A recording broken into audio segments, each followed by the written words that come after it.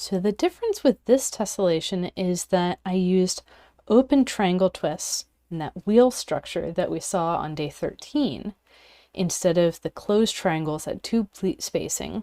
And this brings the trapezoids in enough that their corners start to touch the corners of their neighbors.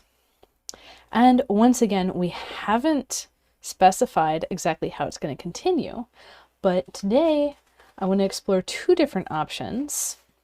So this is continuing with the 2-fold mixed depth rhombus, and we need a mixed depth twist to complete after we put in the trapezoids, and it can't be a trapezoid, so it's got to be a 2-fold rhombus, 2-fold hexagon, or 3-fold hexagon.